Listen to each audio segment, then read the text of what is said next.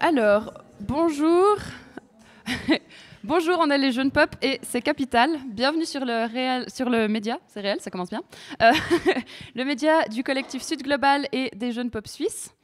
Ce média est donc né pour offrir une approche critique des sujets politiques et d'actualité et passer un peu le temps qu'il faut sur les sujets qui sont soit abordés comme des faits divers, soit pas abordés du tout dans les médias traditionnels.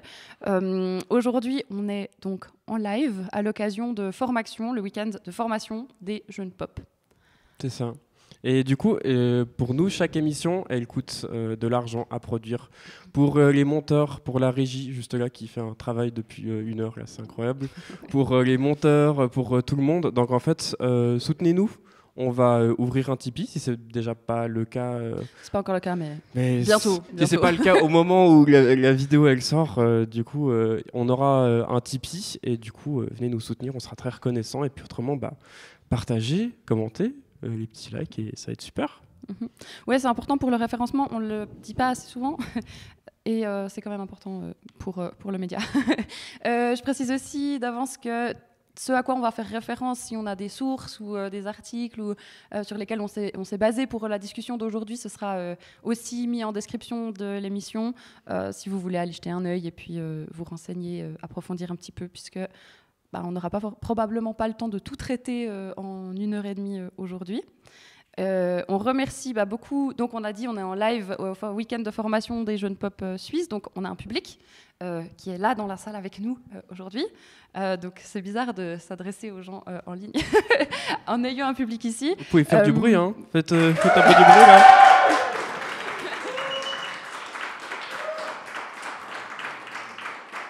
Donc on remercie beaucoup le public qu'on a ce soir, l'équipe d'organisation aussi de Formaction et comme l'a mentionné Lola, toutes les personnes qui ont travaillé et qui ne sont pas aujourd'hui sur le plateau, mais qui ont travaillé pour permettre cette émission et évidemment nos 3 intervenantes de ce soir. Donc aujourd'hui, on accueille pour cet épisode de Capital, qui est donc le format organisé par les Jeunes Pop suisses, Françoise Emmanuelle Nicolet, Pauline Milani et Sausen Amami. On fera les présentations un peu plus détaillées plus tard. Donc le sujet du jour, c'est les grèves féministes, les mouvements féministes en Suisse, plus spécifiquement le collectif de la grève féministe et les mouvements plus récents de grève féministe en Suisse, et les perspectives, les acquis et les perspectives stratégiques qui s'ouvrent à nous aujourd'hui. Avant de commencer ce gros morceau, on a voulu quand même tenter un autre format, puisqu'on a quand même une frustration qui est qu'une émission par mois, c'est quand même beaucoup de travail, mais en fait, au final, c'est peu de sujets traités à la fois. Et donc, on a voulu tenter un nouveau format pour l'émission de ce soir. Je te laisse...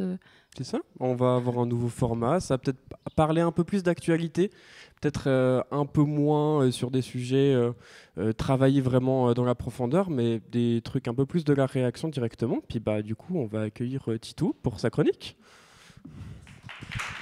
Bonjour Titou. Merci beaucoup pour l'accueil. Ouais, je pense que je peux parler pour toute la rédaction et dire que ça nous fait très très plaisir de pouvoir un peu toucher des sujets d'actualité assez rares, en relativement peu de temps, diversifier un peu le contenu de l'émission, parce que c'est ce que racontait Inès, mais c'est usant de devoir systématiquement planifier des lives de 2 heures chaque fois qu'on veut parler d'un sujet. Il y a plein de trucs qu'on rate si on ne fait pas ça. Donc on introduit des petites chroniques et aujourd'hui du coup j'ai décidé de commencer avec une chronique sur les nazis.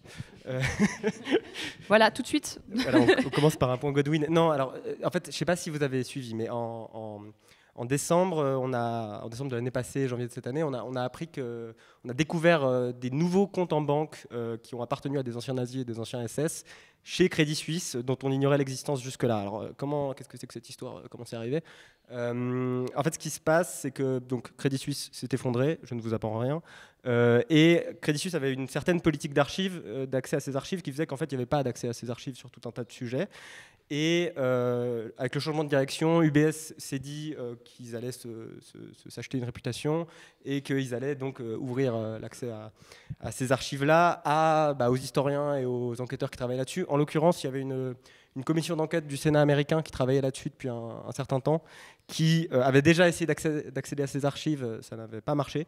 Et là, ils ont eu accès à tout un paquet d'archives qui étaient donc hors de leur portée. Qu'est-ce que ça nous apprend, donc, cette histoire ? Ça nous apprend d'abord que Crédit Suisse a préservé et a détenu des comptes qui ont appartenu à des anciens nazis, à des SS, à des Suisses qui ont utilisé du travail dans des camps de concentration en Allemagne, longtemps après la fin de la guerre. Ça nous apprend qu'il y a des SS qui sont partis en Amérique latine avec un compte en banque ouvert chez Crédit Suisse et qui ont utilisé l'argent sur ce compte en banque pour organiser leur fuite en Amérique latine. Et ça nous apprend, et c'est peut-être ça le truc le plus intéressant, ça nous apprend que Crédit Suisse savait parfaitement ce qu'il faisait et était en train de activement protéger leurs clients. Comment on sait que c'est vraiment qu'ils protégeaient activement leurs clients ? Et ben en fait, dans les archives de Crédit Suisse, il y a un tampon qui dit liste noire américaine. Donc ça, cette liste noire américaine, c'est quoi ? C'est la liste notamment des anciens SS qui sont traqués par les Américains après la fin de la guerre. Et donc dans leur système d'archives, il y avait un truc pour clairement désigner les comptes à ne pas montrer aux Américains sous aucun prétexte, puisqu'il s'agissait d'anciens SS notamment. Et donc, pourquoi je vous parle de tout ça ? Bon, déjà, parce que je pense que ça ne nous fait pas de mal de se faire une petite piqûre de rappel du rôle de la Suisse pendant la Seconde Guerre mondiale. Et donc, il y a plusieurs aspects à ce rôle-là. On va vraiment pas du tout pouvoir tous les couvrir ici, mais il y en a un qui est particulièrement intéressant.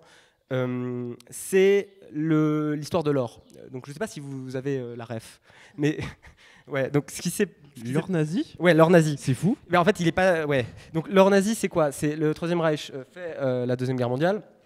Il récupère de l'or en partie dans les banques centrales des pays qui colonisent, en partie en spoliant les victimes de l'Holocauste et du génocide des Roms. Et avec cet or, qu'est-ce qu'ils font ? Ils l'échangent à des banques suisses contre des devises étrangères. Et pourquoi c'est particulièrement important cette histoire ? Parce qu'il y a une double nature à ça. D'une part, il y a la spoliation, et d'autre part, tout cet or, il est échangé contre des devises étrangères qui sont, pour le Reich, à ce moment-là, la seule moyen d'accéder à tout un tas de ressources stratégiques qui ne sont pas sur le territoire du Troisième Reich et de ses alliés. Et donc, ça veut dire, par exemple, le tungstène, dont il y a besoin pour faire le blindage des chars.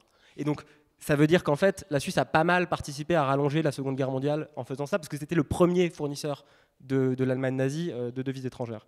Et donc, pourquoi est-ce que je vous raconte ça ? Déjà, parce qu'on parle beaucoup d'antisémitisme en ce moment, et on ne parle pas du tout du fait que la Suisse n'est pas innocente du tout dans la Shoah, et en fait a prolongé la Deuxième Guerre mondiale, et a prolongé la période pendant laquelle le génocide a pu avoir lieu.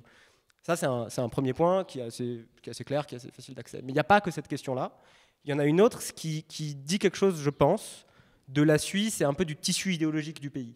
En fait, il y a une espèce de double discours où, sur ces questions-là, en fait, cette histoire-là, elle a été passée un peu sous silence. Je veux dire, il y a eu, je crois, 2-3 articles dans le temps, une brève de la RTS, point barre. C'est tout, on n'en a pas parlé, en fait. Il y a cette mentalité qui dit qu'en fait... ce genre de questions-là, ces questions historiques, ces questions qui ont attrait à l'organisation de notre économie, c'est pas des questions politiques, c'est pas des questions sur lesquelles on aurait pu faire quelque chose. Souvent on dit, en fait, lors des nazis pendant la Deuxième Guerre mondiale, la Suisse n'aurait pas pu faire autrement, de toute façon, on se serait fait envahir sinon. Déjà, c'est pas très clair que ce soit vrai, cette affirmation. Et puis ensuite, je suis désolé, mais enfin, voilà, protéger les fortunes d'anciens SS longtemps après la chute du Troisième Reich et permettre leur fuite en Amérique latine, c'est pas face à une menace d'invasion que ça a lieu. Enfin, bref, donc face à ces questions-là, en fait, on a un narratif selon lequel il n'y a pas de choix possible, c'est pas une question politique. Or, c'est absolument une question politique, et c'est une question qui, en fait, est fondamentalement liée à la position que la Suisse prend à l'international. Et cette position, c'est quoi ? C'est systématiquement se placer dans le sillage des plus grandes puissances capitalistes et impérialistes, que ce soit les impérialismes français et allemands au 19e, le Troisième Reich à un moment donné, hein, et l'impérialisme américain maintenant. Et puis, elle se place dans le sillage de ces impérialismes et elle offre des services pour stocker les capitaux et aussi permettre que ces capitaux soient un peu à distance du processus qui a permis leur acquisition, qui est souvent un peu sanglant. Et donc, voilà, penser cette question-là, je pense que pour nous, c'est l'occasion de nous rappeler quels sont les intérêts de la fraction financière du capitalisme et de la bourgeoisie en Suisse, qui sont d'accueillir tous ces capitaux-là des grandes puissances capitalistes et d'entretenir une relation symbiotique avec ces puissances-là. Et puis, ça nous clarifie aussi notre devoir, nous, en tant qu'anticapitalistes et anti-impérialistes dans le monde. Et ce devoir-là, c'est de trouver des stratégies qui nous permettent de nous positionner face à ça dans une lutte qui est plus globale que juste la question suisse. Bon, voilà, en bref, la chronique. Simplement ça. Merci.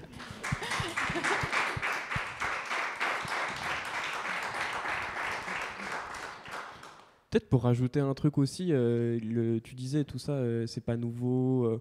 L'or des nazis, bon, c'est pas comme si on tombait de notre chaise vraiment en apprenant qu'il y avait de l'or nazi dans les banques suisses. Mais non, la Suisse est neutre, enfin. Oui, c'est vrai, pardon, j'ai oublié, la Suisse est neutre. Mais non, mais au-delà de la blague, il y avait aussi, tu parlais du silence des médias. Il y avait eu aussi, notamment après la fin de la guerre, un rapport d'historien qui avait été fait justement sur tous les rapports qu'avait eu la Suisse par rapport au régime nazi. Et notamment ce documentaire qui avait fini par être interdit de publication pendant un certain temps parce qu'il y avait des procès de l'UDC en chaîne. Pas la ref. Ah ben, ok, ouais, d'accord. Enfin, il y avait eu un documentaire de la TSR à l'époque, du coup la RTS maintenant, qui avait pas pu être publié pendant, je pense, 20 ans à cause de procédures baillantes de l'UDC. En fait, ça s'est terminé à la CEDH. Et genre, le documentaire a pu être publié finalement, mais genre 20 ans après, du coup, plus personne avait... Oui, grave. On le met dans la description. Oui, je vais retrouver le nom de ce rapport. J'ai plus forcément mais le nom de la commission en tête. Mais... Oui, puis on mettra le lien si on retrouve le film. On mettra le nom, la référence. C'est fou. Dans la description. Je crois qu'il est disponible sur YouTube maintenant. C'est la commission Bergier. Commission Bergier, merci. Merci. Pauline, l'historienne, c'est le genre. Se retient. L'historienne de la bande, mais disons que moi, voilà, quand j'avais ton âge, je pense que, enfin, je sais pas si c'est sorti là, donc c'est imprimé depuis très longtemps chez moi. Oui. Mais ça, il fait un gros débat en plus. Oui. Dans les livres d'histoire aussi, savoir quelle part on pouvait mettre ou pas. De cet épisode suisse, ou même de parler de la Shoah dans un livre d'histoire suisse ou pas. Oui. Je disais à Pauline parce que je la voyais tendre la main pour prendre le micro, parce que du coup, Pauline, t'es historienne. Oui, alors je ne suis pas spécialiste de la Seconde Guerre mondiale, mais effectivement, après la Seconde Guerre mondiale, il y a eu un certain nombre de rapports qui ont été produits un peu pour essayer de justifier la position de la Suisse.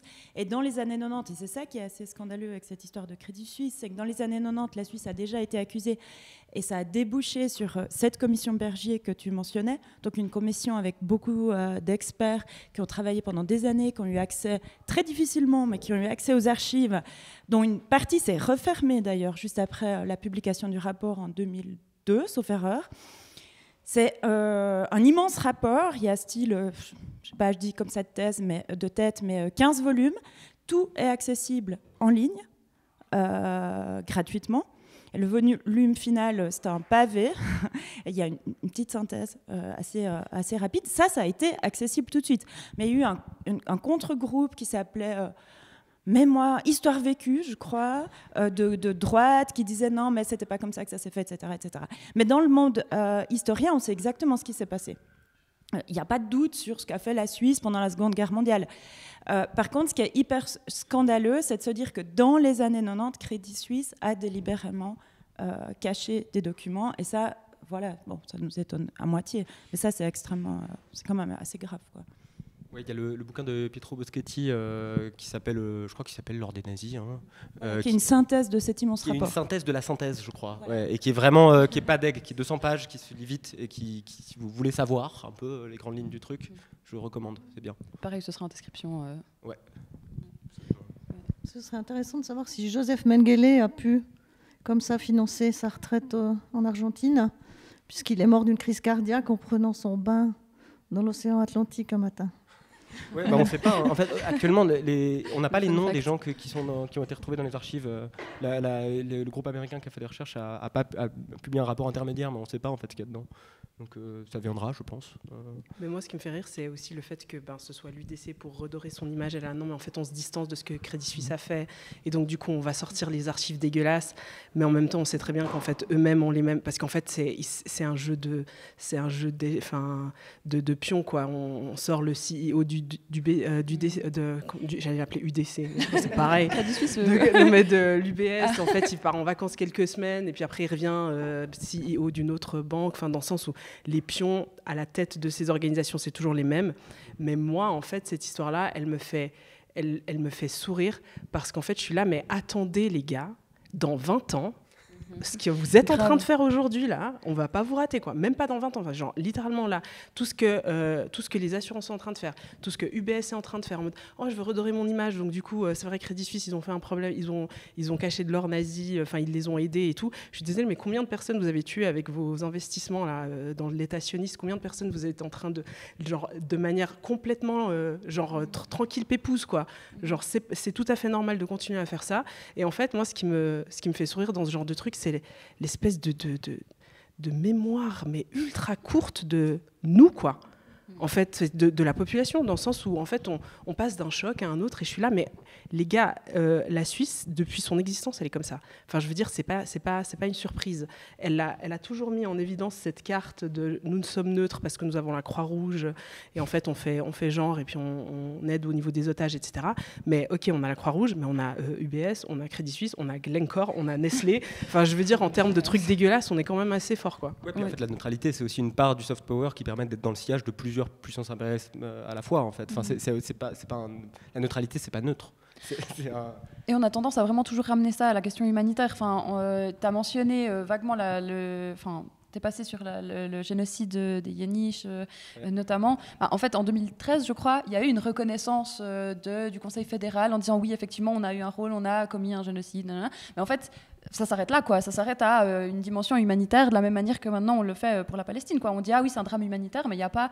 Enfin, je dis on, évidemment, je parle du gouvernement, hein, je ne parle pas des gens qui se mobilisent, ou de nous. Mais il y a vraiment ce truc de dépolitiser la chose et d'en faire un enjeu seulement humanitaire, comme si du coup ça se déconnectait aussi bien de l'enjeu économique que de l'enjeu politique, en fait, qui sont liés, quoi, enfin, qui sont consubstantiels. Ouais, et puis c'est ce truc où tu as l'impérialisme qui existe toujours au passé, en fait.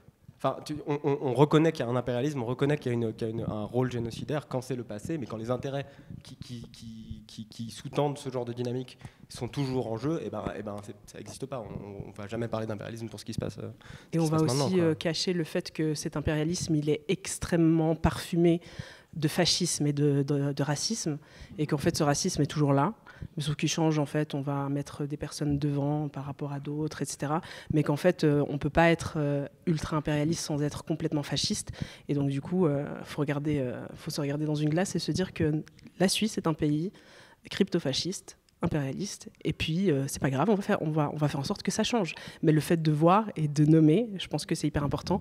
Puisque vous faites là avec la chronique, c'est hyper important. Puis je pense que franchement, bravo. D'ailleurs, elle était hyper cool.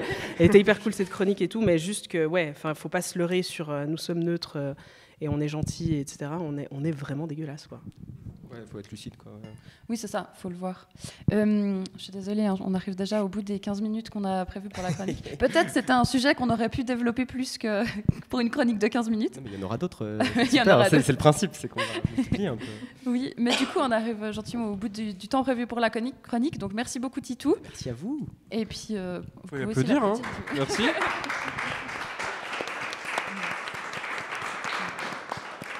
Et puis, merci à vous aussi pour ces réactions, cette discussion.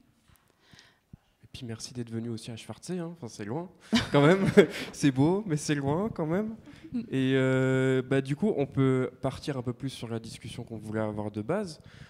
Du coup, je vais faire un retour un peu de présentation. Peut-être, potentiellement, vous pouvez donner un peu quelques phrases sur comment est-ce que vous êtes arrivé au militantisme, pourquoi spécifiquement le féminisme. Donc, on a déjà Saoussem Amami, pardon, du collectif de la grève féministe et des Foulards Violets à Neuchâtel.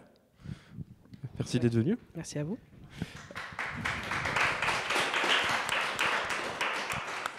On a Françoise Emmanuelle Nicolet du syndicat Sud. Merci.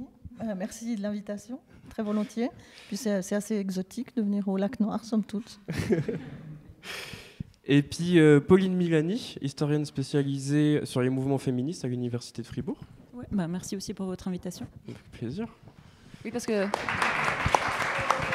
Laissons applaudir. Parce qu'il faut dire que, pour le coup, vous êtes toutes venues d'assez loin, en fait, pour ce soir. Donc merci pour ce trajet. Peut-être vous voulez présenter en quelques mots votre parcours militant et... Saoussem, si tu veux commencer. Je peux commencer. Moi, j'ai peut-être un parcours militant un petit peu différent parce que je suis fille de réfugiés politiques, donc originaire de Tunisie. D'ailleurs, si vous voyez mes mains, c'est la tradition, quoi. J'ai du henné. Non, je ne me suis pas cramé les mains, c'est du henna, c'est du henné. Et en fait, le fait d'être fille de réfugiés politiques, en fait, j'ai pas eu le choix que de m'embarquer vraiment dans la question politique depuis très très jeune. Je suis arrivée en Suisse avec mes parents à l'âge de 2 ans et demi, comme ça. Et puis depuis très jeune, je fais des manifs. Et après, les choses se sont toujours un petit peu... Enfin, elles ont un peu évolué. Donc c'est toujours des manifs anti-guerre, parce qu'évidemment, je suis aussi musulmane et arabe. Et on tape beaucoup sur les musulmans et les arabes depuis quelques dizaines d'années. Donc on n'avait pas le choix, on était vraiment dans la rue un peu tout le temps.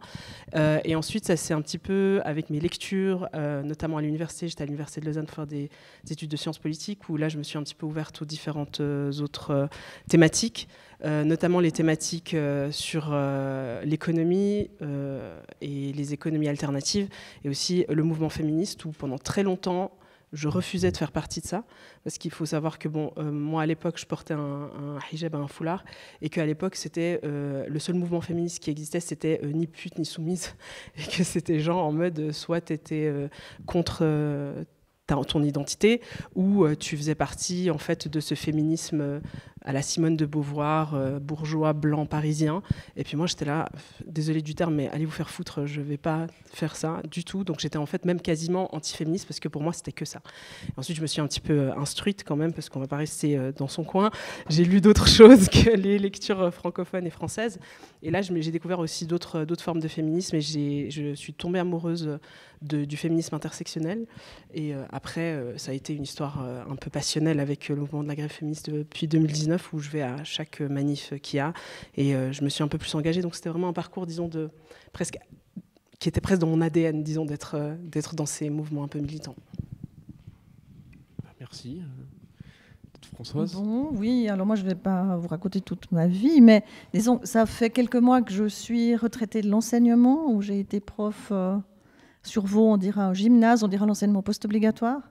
Donc toutes les thématiques autour de, par exemple, l'or nazi et tout ça, c'est quelque chose qui a traversé un petit peu mon enseignement, puisque moi j'ai enseigné la géographie, et j'ai souvent donné un axe sur les droits humains, aussi l'italien. Et puis voilà, ce qui me permet toujours de lire aussi dans une langue de plus. Puis il y a beaucoup d'écrivains, de témoignages, de choses comme ça. J'ai pu beaucoup partager avec les élèves des questions qui relèvent des droits humains, du féminisme aussi. Je ne sais pas si jamais je vous fais une petite pub pour l'extraordinaire Michela Murgia, qui a écrit un petit manuel pour devenir fasciste, qui est un petit sommet. Et il n'y a pas longtemps qu'il a été traduit en français. Bon, il y a tout son ironie, et puis quand même des choses assez graves aussi. Qui nous rappelle que d'être démocrate, ça coûte tous les jours du temps, de l'énergie. Puis qu'être fasciste, c'est beaucoup plus simple, quoi. C'est un sacré raccourci pour obtenir ce qu'on veut. Donc je vous conseille de cette lecture, c'est mon petit côté prof qui revient. Et puis autrement, vu toutes les attaques qu'ont subies les services publics dans le canton de Vaud, moi-même étant enseignante dans le secteur public, je me suis lancée dans le syndicalisme, ce qui m'a semblé être la seule façon de pouvoir rester dans le métier, parce qu'autrement, sans se battre, je voyais qu'on allait tout perdre. Je ne suis pas du genre à ne pas parler, donc je me suis dit, si je veux parler, puis que ça ne me coûte pas mon poste dans la semaine, il faut peut-être... Un copain m'avait dit, il faut un bouclier. Le syndicat, donc j'ai suivi ce conseil. Et puis je suis arrivée au bout de ma carrière, voilà, donc ça a fonctionné. Et puis j'ai trouvé dans le syndicalisme vraiment ce qu'il me faut, y compris pour le volet féministe aussi, puisqu'il y a une majorité de femmes qui viennent au syndicat. Et il y a beaucoup de problématiques femmes. On a aussi fait plein de choses autour de la grève en 2019. On continue à faire des choses. Donc je suis venue par le monde du travail. Voilà. Juste attention au micro, enfin je sais pas comment ça se passe pour la technique, mais important de garder pas trop, de pas faire attention de pas trop bouger. On l'a pas précisé, mais voilà. Juste, voilà, pardon. Ok. Pardon, je précise juste. C'est le côté italien chez moi. C'est super et merci pour la recommandation. J'avais peur d'annoncer, vous en faites pas, on mettra les sources en description puis qu'il n'y en ait pas de sources, mais non, on a entendu le message. C'est super, c'est parfait. Super, merci. Il ne faut pas avoir peur de recommander des trucs. Ici, on est chez les communistes, on aime lire, donc c'est super. On aime se former finalement. Oui, c'est ça. On est là pour ça. Oui, moi, comme bon, là aussi, le parcours militant, peut-être, c'est aussi un peu compliqué, mais moi, je viens plutôt des luttes pour le droit d'asile contre le racisme. Et quand j'étais jeune et étudiante, il n'y avait pas de groupe féministe qui me correspondait non plus. Et c'est depuis la grève de 19 que, du coup, j'ai plein d'étoiles dans les yeux. Même si je ne suis pas membre d'un collectif de grève, mais je suis aussi engagée au syndicat. Par contre, c'est plutôt dans ma pratique professionnelle comme historienne que j'étudie les féminismes. J'ai aussi une approche théorique et je vais aux manifs surtout. Voilà. Yes. En fait, quelque chose qu'on n'a pas fait, c'est se présenter nous. C'est vrai. Donc peut-être, on peut se présenter en 2 mots. En 2 mots, oui. Si tu veux commencer. Moi, c'est Lola Burki. Je suis militante au Jeune Pop dans la section vaudoise. Parce que c'est la première fois que tu viens sur Céréales, donc c'est quand même cool de se présenter. C'est vrai. Et bon, moi, je suis déjà intervenue une fois ou l'autre, mais donc Inès Martaler, militante de la section fribourgeoise et membre active depuis un petit bout de temps. Voilà. Pardon, c'était juste la parenthèse quand même. Je me disais que c'est bien que les gens connaissent. C'est hyper important. Ouais, il faut, vachement important. Parce qu'on dit bonjour, on présente les gens, puis après les gens ils savent pas qui on est nous, c'est un peu. Enfin, voilà. Mais c'est intéressant parce que déjà là, en fait, avec vos parcours militants, on voit que c'est pas 100%. Enfin, je veux dire, vous venez pas en soi du féminisme.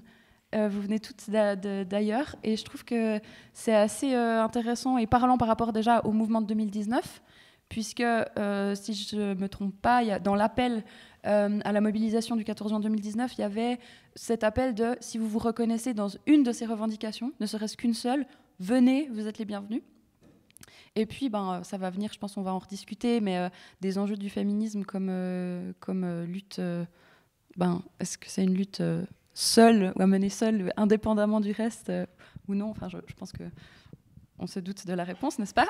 C'est une question rhétorique.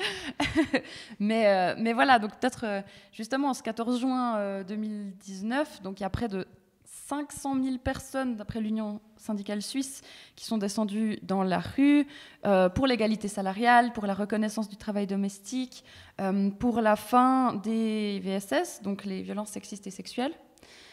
Le 14 juin 2023, il y a de nouveau 300 000 personnes qui sont mobilisées à l'appel du collectif de la grève féministe. Et le 8 mars 2025, donc il y a à peine un mois, il y a des milliers de personnes qui sont de nouveau mobilisées un peu partout en Suisse pour participer à cette journée internationale de lutte de lutte féministe en fait. Donc ça montre qu'il y a quand même un énorme engouement pour ce mouvement et puis qu'il y a ça mobilise énormément. Enfin, c'est un mouvement énorme pour la Suisse. Pour la Suisse, je ne sais pas s'il y a des gens qui nous regardent d'ailleurs que la Suisse, mais c'est pas des chiffres normaux. Vous qui nous regardez depuis les États-Unis, sachez que. Non, mais on sait pas. Faut pas juger. Non, mais vraiment, c'est des mobilisations qui sont gigantesques. Il y a très peu de luttes qui mobilisent autant de personnes dans les rues, quoi. Et dans un même temps, on voit notamment maintenant cette initiative pour le congé familial lancée par le Centre et les Verts libéraux, qui en fait vient grignoter les droits acquis il y a à peine 20 ans au niveau fédéral, donc du congé maternité, qui vient remettre en question ce droit au congé maternité. Et dans un autre domaine, on voit, d'après les chiffres de la Confédération, que les femmes continueraient de gagner environ 20%, quasiment 20% de moins que les hommes. Donc ça nous pose quand même un peu la question, du coup, comment on comprend ça en fait? Où est-ce qu'on en est? Qu'est-ce que ça fait de ce mouvement de 2019 finalement? Qu'est-ce que ça dit sur le moment historique? Qu'est-ce que ça dit aussi aujourd'hui? On voit que le mouvement, alors certes, en 2023 il y avait 300 000 au lieu de 500 000, bon, ça reste quand même pas mal. Voilà. Bon, c'est quand même des bons chiffres. Mais enfin, du coup, ouais, comment on analyse ça et qu'est-ce qu'on tire de cette situation finalement? Je sais pas. Enfin, c'est une question du coup ouverte à qui veut répondre. Je peux juste revenir sur les chiffres justement parce que pendant que tu les annonçais, en fait, les seules fois qu'il y a eu autant de monde dans la rue en Suisse, c'était pour la première grève des femmes en 91, où on considère qu'il y avait aussi 500 000 personnes. Puis sinon, c'était la grève générale en novembre 18. Donc c'est vraiment le mouvement ouvrier qui avait mis autant de gens dans la rue et les féministes en 91. Je trouve que c'est intéressant de garder ça en tête. Voilà. Oui, puis peut-être aussi rappeler qu'effectivement, cette mobilisation en 2019, elle vient en écho, la raison pour laquelle c'est le 14 juin, c'est en écho à cette mobilisation de 1991, qui avait aussi eu lieu le 14 juin, c'est ça, hein. Et puis, je ne sais pas si vous voulez réagir là-dessus déjà. Moi, ce que je vois, en tout cas, de par le fait que je pense que c'est quand même important de noter qu'il y a eu quand même 200 000 personnes en moins 5 ans après, enfin, je sais pas, 4 ans après. Donc du coup, s'il y a 200 000 personnes en moins en 4 ans, je pense que c'est hyper important de noter parce que du coup, c'est aussi des choses, il faut qu'on se pose aussi les questions de qu'est-ce qui s'est passé pour qu'il y ait moins de personnes. Et puis aussi, par exemple, à Neuchâtel, les autorisations pour pouvoir marcher dans la rue ont été plus compliquées à obtenir. C'est-à-dire qu'en fait, il y a vraiment une vision plus réfractaire en fait, de ce que la grève féministe pouvait donner comme message. Et aussi, il y avait beaucoup plus de tensions, notamment avec les différentes institutions, les différentes administrations, en tout cas pour ce qui était de Neuchâtel. Et puis aussi, au sein même de la grève féministe, quand on discutait de l'organisation de tout ça, il y a un épuisement qui se fait de fond parce que on voit en fait tout le travail qui doit être encore mené et à quel point en fait on aboutit très peu et que les acquis qu'on a en fait sont détruits très très rapidement. Et en fait c'est comme si aussi les personnes qu'on pensait ou qu'on espérait pouvoir porter ces messages un peu plus loin nous trahissent à chaque fois. Et c'est comme si en fait en 2019, moi, après, je ne sais pas, c'est une lecture assez personnelle. En 2019, on avait eu un peu cet élan, cet espoir, et on était vraiment à fond dedans. Après, il y a eu un peu un affaissement. On a essayé de revenir en 2023. Et il y a aussi eu, en fait, j'ai l'impression comme si on avait espoir que les élus politiques femmes, du coup, portent notre message. Et en fait, et c'est à ce moment-là qu'en fait, moi, depuis très longtemps, en fait, il faut qu'on se rende compte que le féminisme de base, s'il n'est pas anticapitaliste, c'est Barbie, en fait. C'est le film Barbie, quoi. Et au final, c'est girl boss, c'est si tu veux, tu peux, c'est si un homme peut le faire, moi aussi je peux, mais avec des talons. Enfin, dans le sens, c'est ce genre de discours. Et en fait, on a au gouvernement que des Barbies, enfin des personnes qui portent ce message Barbie avec quelques exceptions. Et on a pensé, en fait, je pense qu'on leur a donné un petit peu trop d'espoir et on leur a donné un petit peu trop d'élan. Il ne faut pas oublier que et le pouvoir et l'argent corrompent, et qu'on se dit homme, femme ou non-binaire, ça ne change rien. Donc le problème de fond, il est bien plus loin que la question des femmes, elle est plus profonde, et je pense qu'elle était là, en fait, notre erreur.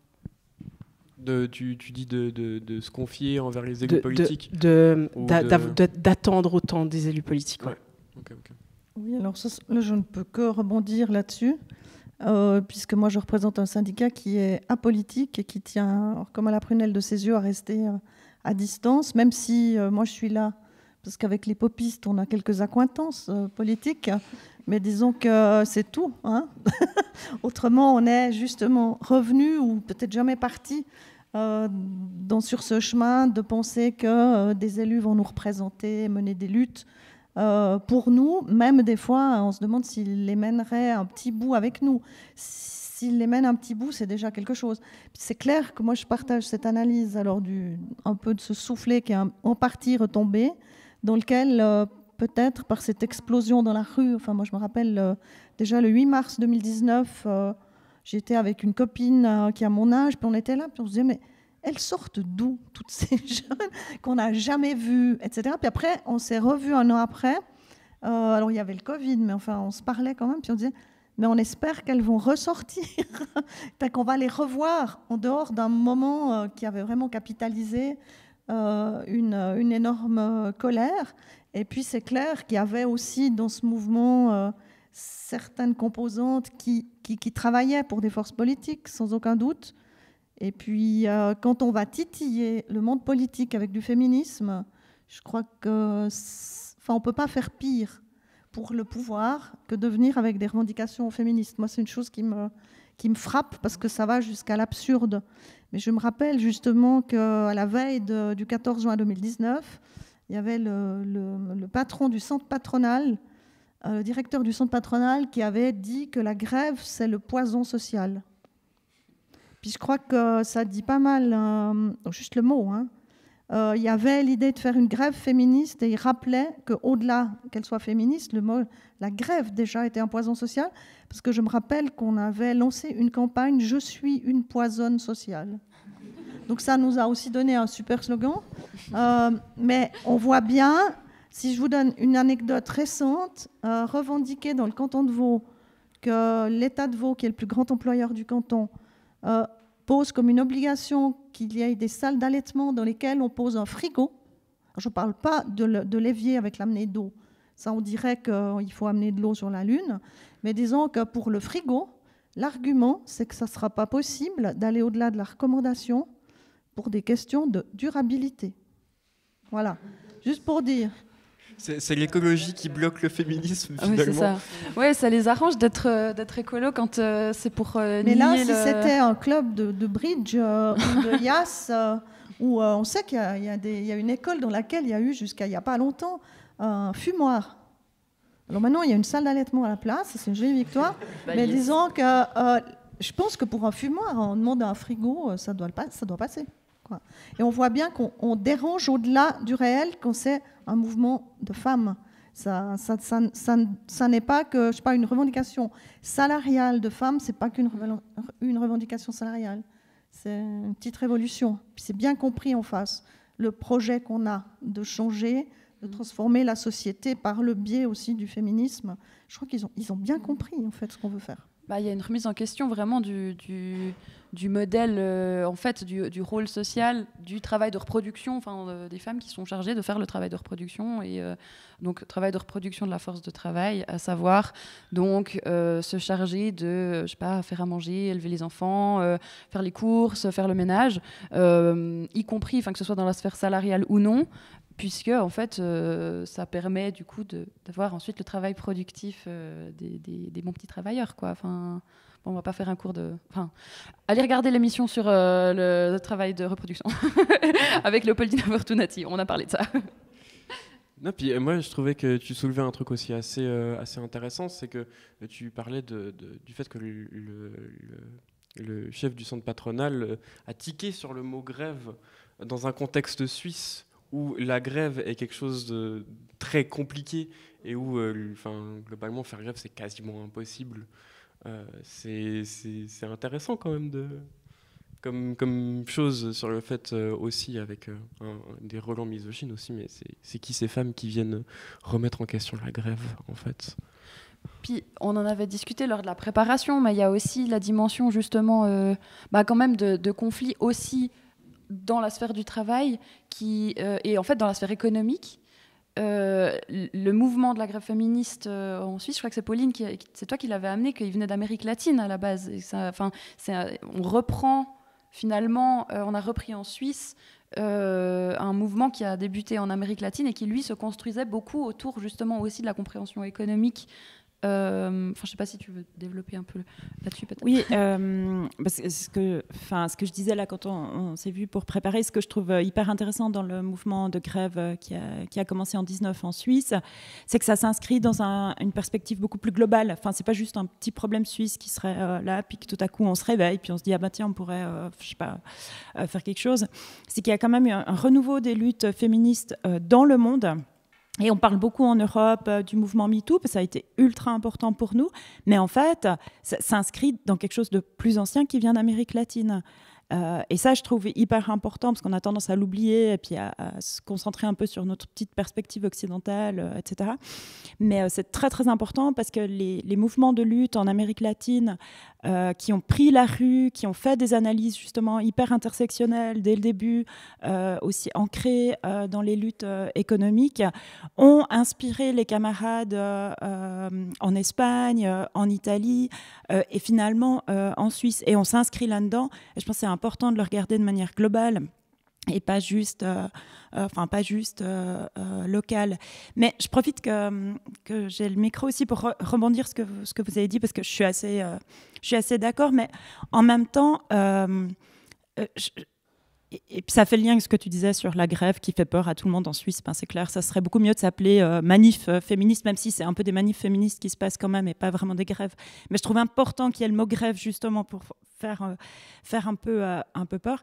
Mais on n'a jamais rien acquis en Suisse, jamais, en faisant juste confiance aux parlementaires. Ça, c'est clair. Donc, il faut une pression de la rue, il faut être dans la rue, il faut être beaucoup. 500 000, si on est plus, c'est encore mieux, mais 300 000, c'est aussi déjà pas mal. Par contre, je pense que c'est pas le moment... Alors, je ne veux pas faire la réformiste ici, parce que j'aurais un peu des problèmes aujourd'hui, vu le public, mais je pense que c'est pas le moment de trop... On peut être déçu de nos parlementaires qui ne nous ont jamais rien donné si on n'est pas allé les arracher de haute lutte, mais on doit aussi faire confiance à notre système parlementaire dans un moment où on est dans une montée du fascisme, où tout le monde tape sur les institutions politiques. Je pense que nous, on doit être l'aiguillon, on doit être dans la rue, on doit continuer d'avoir ça, mais on doit aussi construire avec les politiques. Et je pense que c'est important aussi d'essayer de faire ce mouvement-là où on aiguille et après on peut attendre des choses et on revient dans la rue et voilà. Mais je voulais juste... ouais. Je suis pas trop d'accord avec toi parce que révolution quoi. Enfin, je veux dire... Oui. Malheureusement, moi j'ai l'impression, en fait, surtout en Suisse, en fait, ok, on fait grève entre midi et midi 12. En fait, en même temps, non, mais aussi, il y a des conditions de travail quand même. En fait, on a cette espèce de truc où aussi, il y a eu une étude qui a été faite où, qui est assez surprenant, je crois que le peuple suisse est le seul peuple qui se croit plus riche que ce qu'il n'est. C'est assez impressionnant. C'est-à-dire que la classe moyenne et la classe ouvrière pensent qu'elle est beaucoup plus à l'aise financièrement que ce qu'elle est. Ce qui fait qu'en fait, on est là, mais du coup, je veux pas encore... du coup, je suis relativement privilégiée et donc, du coup, je vais voter centre-droite ou encore pire, socialiste. Et donc, du coup, en fait, on se met depuis des années, que des balles dans le pied en essayant de se dire, mais c'est que parce que voilà, on a un système de représentativité, de démocratie semi-directe qui est dans notre Parlement. Il faut toujours le rappeler. Il y a 2/3 de lobbyistes, 1/3 d'élus. C'est pas un parlement, je suis désolée, mais quand on parle démocratie, il faut dire les termes. Quand il y a 2/3 de Crédit Suisse, pharmacie et j'en passe, et 1/3 d'élus dont 30% sont fascistes, je ne sais pas si j'ai vraiment très envie d'aller casser la croûte avec des gens qui sont OK de continuer dans un système comme celui-ci. Donc personnellement, après je sais que je suis un petit peu moi je suis vraiment pour le fait de ne rien laisser passer, parce que malheureusement, étant non seulement de plusieurs minorités, on va dire, c'est comme un cake en fait. J'ai les labels minorisés, entre guillemets, je les ai un petit peu les uns après les autres, mais malheureusement, ce que la Suisse et l'Occident a fait contre les Juifs, contre les Arabes et maintenant contre les musulmans, ça va vous arriver aussi. Donc écoutez-nous, et faites la révolution, quoi. C'est le moment. Puis tu soulignais aussi, toujours cette question de la grève qui est en sous-tension. Tu disais on fait la grève entre midi et 18h, mais c'est... J'ai dit midi 12. Encore moins. Non, mais c'est aussi... et tout à l'heure aussi, Pauline, toi tu rappelais les grèves la grève générale qu'il y avait eu en 18. C'est impressionnant de voir aussi à quel point en Suisse, c'est un pays qui, dès qu'on décide de faire la grève de manière sérieuse et qu'on décide vraiment de menacer le pouvoir, ça réprime très vite. Et ça appelle très vite l'armée. Et c'est assez fou. Ça ressemble à... un pouvoir autoritaire. Moi, je vous dirais que j'ai vu aucune lutte réussir dans ma pratique syndicale sans grève. Donc moi, je suis une adepte de la grève. Je pense que la vraie grève, c'est-à-dire de ne pas mettre le mot sur quelque chose. Puis si c'est une manifestation, appelons manifestation. Et si c'est grève, appelons grève. La grève, c'est un arrêt de travail, c'est un moment où se suspendent les rapports de domination avec l'employeur. C'est des moments magiques. Enfin, si quelqu'un ne l'a jamais fait, dès qu'il y a une occasion qui passe, allez-y. C'est une expérience extraordinaire. Moi, je me rappelle des élèves nous avoir vus dans la cour d'une école faire une banderole, puis venir nous demander si on avait le droit. Mais vous avez le droit. Puis on dit oui, on est en grève, comment? Et c'était extraordinaire de voir des gens qui avaient 2-3 fois l'âge des élèves, qui étaient en train de faire des trucs, et ils étaient émerveillés de voir ça. Et il y en a qui trouvaient que c'était un scandale, etc. Mais globalement, ils étaient plutôt positifs. Et là, c'est ce moment où on se libère. Là pour moi, c'est un moment d'émancipation. Et puis je pense que la clé du féminisme, c'est qu'il émancipe. Un féminisme qui ne serait pas émancipateur, ce n'est pas du féminisme. Donc moi, j'en appelle plutôt à ce qu'on mette moins le mot grève sur des manifestations, puis qu'on arrive à monter des vraies grèves. C'est difficile en Suisse, parce que la grève politique est interdite. Ils ont bien, les textes ont bien été faits pour la répression que tu évoquais, Lola. Et puis on voit le retour de bâton très vite, mais il ne faut jamais s'arrêter parce qu'il y a un retour de bâton. Parce qu'autrement, on ne va rien faire. Je crois que c'est même un test de voir la force qu'on a. Parce que le jour où on avance, puis il n'y a pas de retour de bâton, c'est peut-être qu'on a fait un truc qui ne vaut pas grand-chose. Enfin, moi, c'est ce qui est venu dans mon expérience, c'est que les grosses batailles, elles sont passées par des grèves, elles sont passées par l'opposition à la hiérarchie, et puis aussi à l'opposition aux gens qui nous dirigent, parce qu'on a voté, peut-être qu'on les a élus une fois ou pas, enfin on a participé à déléguer notre travail en fait à d'autres personnes qui sont soumises, tu as raison de rappeler les lobbies, qui sont un truc de dingue, des gens qui après touchent des salaires qui sont détaxés des impôts pour la moitié, enfin qui accèdent à des privilèges qui les déconnectent complètement, je pense, du terrain. Même peut-être ceux qui sont sincères par moment, à un moment donné, ils sont déconnectés. Donc moi, je crois fermement, puis c'est pour ça que je fais du syndicalisme et que je ne suis jamais entrée dans un parti. Et Dieu sait qu'il y en a plusieurs qui m'ont proposé, dans un panel assez large, de faire des carrières variées. Oui, vraiment, c'est l'heure de passer aux aveux, là. Tous les partis te courent après. Pas tous les partis, mais disons qu'il y a quand même un panel. Moi, j'étais d'une naïveté comme ça. Après, même des gens me l'ont décodé. T'as compris la compta? Non. Mais en fait, c'était ça quand même. Mais je pense que j'ai bien fait d'aller où je suis et d'y rester. Moi, j'ai l'impression de construire un rapport de force, y compris en recevant une nettoyeuse qui est maltraitée aux chuves par son supérieur ou des collègues. Je suis en train, je fais pas une révolution qui va bouleverser le pays, mais je suis sûre que c'est un pas qu'on est obligé de faire, quoi, pour construire plus loin. Voilà, ça c'est ma conviction profonde. Bon, nous, personnellement, en tout cas, je peux parler pour Lola et moi, on ne peut pas être d'accord avec ça puisqu'on est nous-mêmes dans un parti, n'est-ce pas? Mais sur la question de la construction du rapport de force, c'est clair. Puis ça, c'est d'ailleurs quelque chose qui est quand même interpellant de se dire qu'il y a eu justement ces mobilisations qui ont réuni autant de monde et que les avancées concrètes, matérielles, si on peut dire, en fait, on a du mal à les voir. Et puis aujourd'hui, au contraire, justement, on voit plutôt des attaques, finalement, aussi bien aux enjeux féministes, mais plus largement, sociaux, écolos. Enfin, voilà. On est en plein dans le programme d'allègement budgétaire qui coupe dans à peu près tout, sauf dans l'armée. Enfin, je veux dire, c'est quand même très significatif aussi. Et du coup, évidemment, nous, depuis une perspective, justement, d'un parti révolutionnaire, c'est l'enjeu aussi d'avoir un parti qui ait une vision totalisante et englobante, puis qui puisse justement porter aussi, peut-être c'est là aussi que se pose la question stratégique de en fait ces stratégies, de ces mouvements en fait sociaux. Comment on porte au-delà de ces centaines de milliers de personnes dans la rue, comment est-ce qu'on arrive à créer peut-être un mouvement de grève? Est-ce que c'est suffisant?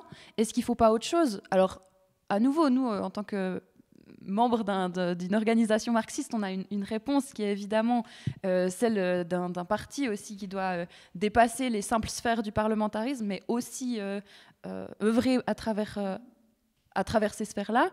Mais peut-être ce serait intéressant de vous entendre aussi là-dessus. Enfin, je ne sais pas si tu voulais ajouter quelque chose, Lola, en fait. Non, puis surtout, en fait, en tant que personnes qui ont participé au mouvement de la grève féministe, selon des points de vue différents, de syndicalistes, de participantes à la manifestation, mais d'historiennes, de militantes directement dans l'association, en fait, c'est quoi le point de vue sur ce mouvement-là?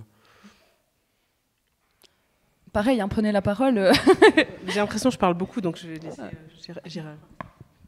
Non, moi j'ai l'impression que c'est moi qui parle. Je sais pas, on a toute l'impression de parler beaucoup. J'aime pas parler en premier. Arrêtons d'avoir...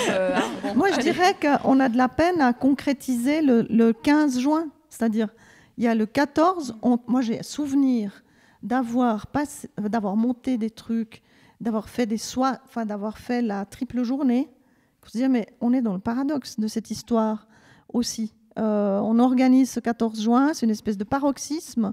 Moi, il y a des moments, je réjouissais le 15, en disant ça va se calmer, et puis on voit que ça ne va pas, ça. Et c'est pour ça que moi, je m'épanouis dans le syndicalisme, parce que le 15 juin, il y avait des gens qui avaient rendez-vous pour des conflits, des choses, et beaucoup de femmes. Donc le 15 juin, il n'était pas l'arrêt du travail féministe et de s'organiser, il était juste cet événement sur lequel on a beaucoup focalisé est passé. Puis on est arrivé épuisé. Enfin, j'ai vu des copines encore dans des états pires que moi claquer le 14 juin. Et je pense qu'il y a ce problème de date et puis qu'il ne faudrait pas que ça devienne un 8 mars bis, qui sont des dates importantes, mais qui ne construisent... Enfin, pour moi, il n'y a pas une organisation des femmes autour de ces dates. Il faut qu'il y ait des organisations de femmes, les femmes s'organisent et puis elles font des choses particulières à certaines dates. Mais ce qui est la base, c'est de s'organiser. Et puis quand on pense qu'on est la moitié de l'humanité, ça devrait le faire, quoi. Voilà. Ouais. Alors, oui, mais je pense que ces dates, elles sont importantes parce qu'elles permettent de construire un mouvement qui n'est pas là, qui est en train de se construire. Mais c'est peut-être le problème entre les 500 000 et les 300 000, c'est que dans ces 500 000 personnes qui ont manifesté ou fait grève, je ne sais pas combien il y en a dans les faits qui ont vraiment fait grève, effectivement, le 14 juin 19, il y a beaucoup de personnes qui descendaient dans la rue pour la première fois et qui peuvent avoir ce sentiment de « waouh, c'était incroyable, la manif était gigantesque, on doit obtenir un truc ». Et du coup, il manque aussi une question d'éducation politique, c'est qu'on sait que ça prend un temps monstrueux, en Suisse ça prend un temps gigantesque, et que moi je suis à la fois peut-être plus terre à terre comme ça, mais à la fois peut-être plus optimiste parce que je me dis mais on est juste au début du mouvement et si on veut arracher des trucs, alors ça va nous prendre du temps pour construire, et c'est pas en faisant 1, 2, 3 manifestations. C'était aussi, comme tu le disais, de faire peut-être une grève qui dure du temps, etc. Mais pour moi, on est au tout début d'un nouveau chapitre, et je me dis, c'est maintenant les défis à relever, quoi. Je suis assez d'accord. Et puis ensuite, il y a aussi eu des belles choses qui se sont passées en fait, ces dernières années, mais qui se sont passées peut-être en amont justement de cette interconnaissance, sachant par exemple que moi, quand j'ai rejoint la grève féministe la première manif de la grève féministe en 2019, je discutais avec des femmes par rapport à l'accessibilité typiquement de la piscine pour les femmes qui décident de porter un foulard. Donc toute la question du burkini, etc. Et en fait, à ce moment-là, je ne vous raconte pas le nombre de féministes qui me disaient que par solidarité pour les femmes qui ne pouvaient pas porter le foulard, il fallait interdire aux femmes de porter le foulard ici. Donc en fait, on était dans une espèce de schizophrénie, mais comprise parce qu'on est dans un environnement qui nous martèle en fait, de cet écosystème. Et en fait, au bout d'un moment, avec les années et aussi avec l'essor de groupes féministes annexes à la grève féministe, notamment les foulards violets, mais il y en a d'autres aussi, il y a ce lien et cette conversation qui se fait avec des populations avec lesquelles on n'avait pas nécessairement de contact du tout. C'est-à-dire qu'il y a beaucoup de féministes de milieux, on va dire, de milieux sociaux presque bourgeois blancs, qui n'ont jamais parlé, par exemple, à une femme noire ou une femme musulmane, typiquement. Et on ne comprend pas, en fait, ces espèces d'échanges. Et ce que la grève féministe a réussi à faire, surtout, je ne sais pas, pour les personnes qui ont été dans les plénières en fait, nationales, c'est incroyable de voir des femmes déjà qui parlent toutes les langues nationales, voire plus, qui sont là en fait en train d'échanger sur une stratégie nationale avec des groupes qui viennent présenter des choses qui sont aussi des groupes de travail un petit peu sur des choses plus spécifiques. Et ça, c'est quelque chose qui est incroyable de voir en vrai, parce que ça a permis plus tard, maintenant en 2024-2025, quand on a des problèmes typiquement sur des nouvelles lois islamophobes dirigées contre les femmes musulmanes, moi je sais que je peux faire confiance totalement à mes sœurs au sein de la grève féministe. Parce qu'en fait, elles ont compris que en fait, les enjeux étaient grands. Elles ont compris qu'en fait, on était alliés et non pas ennemis. Et elles ont compris que leur libération et la libération des femmes, par exemple des femmes musulmanes qui décident de porter un foulard ou des femmes racisées ou autres, c'est le même chemin. Et ça, en fait, avant 2019, il n'y avait pas. Enfin, il y avait très peu, j'ai l'impression. Donc, franchement, je pense que ça, c'est aussi quelque chose qui n'est pas nécessairement visible sur les bulletins de vote, qui n'est pas nécessairement visible au niveau du gouvernement, mais qui est visible dans la rue. Et je pense que ça permet aussi d'avoir une plus grande ouverture sur des populations qui, avant, n'étaient pas du tout représentées dans les luttes. Ouais. Et ouais, au début, quand tu te présentais, tu parlais aussi de toute la période du féminisme avec Ni pute ni soumise et tout ça. Et pour toi, ça a été vraiment une des évolutions majeures de ce mouvement de 19. Ça a été vraiment une jonction avec des mouvements, avec des revendications antiracistes C'est venu petit à petit. Ouais. C'est-à-dire typiquement, les foulards violets se sont construits en 2019 en parallèle avec le mouvement de la grève féministe. Mais c'est de par différentes discussions, de par différentes rencontres, que typiquement dans le manifeste de 2023, le terme islamophobie a été mis typiquement dans le manifeste, qui n'était pas là avant. Mais ça, c'était un effort en fait d'interconnaissance et de discussion, et aussi de stratégie politique et sociale et de lutte en fait qui a été fait.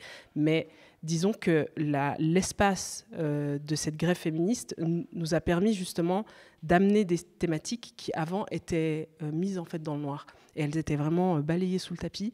Et en fait, il fallait qu'elles restent sous le tapis. Et ça, la grève féministe nous a permis en fait de sortir justement de l'ombre. Donc merci. Peut-être pour continuer un peu sur l'avancée de la discussion, on peut aussi se poser la question avec ce mouvement de 19, en fait, qu'est-ce que ça a été l'aboutissement en fait de ce mouvement au global? Quel bilan on en tire? Ça a été quoi les forces en présence, les limites aussi de cette grève-là? Je sais pas si... Cette fois, je commence. Les limites, je pense qu'elles ont déjà été un peu posées et abordées.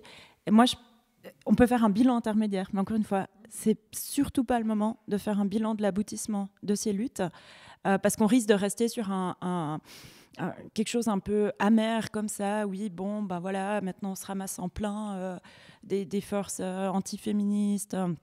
Enfin, c'est assez dur ce qui se passe maintenant, mais parce qu'on est juste au début, en fait. Et je n'ai pas du tout envie de tirer un bilan final. C'était pas pour couper ta question, hein, mais merci pour l'intervention. Merci pour la réponse. Hein. Mais c'est vrai que ça pose la question. Tu as mentionné ces forces réactionnaires quand même. Tu l'as mentionné aussi, Saoussen, tout à l'heure.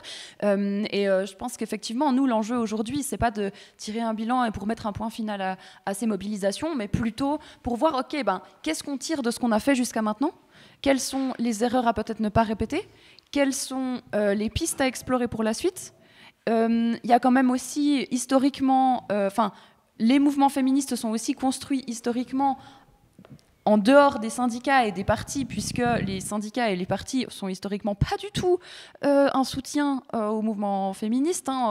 Justement, on a mentionné tout à l'heure je sais pas si on l'a mentionné, je l'ai pensé très fort, les accords entre le patronat et puis les syndicats pour globalement au XXe siècle renvoyer les femmes à la maison pour le travail de reproduction justement. Donc on ne peut pas vraiment parler de soutien institutionnalisé dans les partis et les syndicats, mais aujourd'hui c'est ça un peu les forces, alors certains partis peut-être, c'est ça un peu les forces de gauche, de résistance. Comment on fait? Comment on s'inscrit? Est-ce qu'on se réconcilie d'une manière ou d'une autre pour pas non plus, comme tu disais, comme on disait, de pas se laisser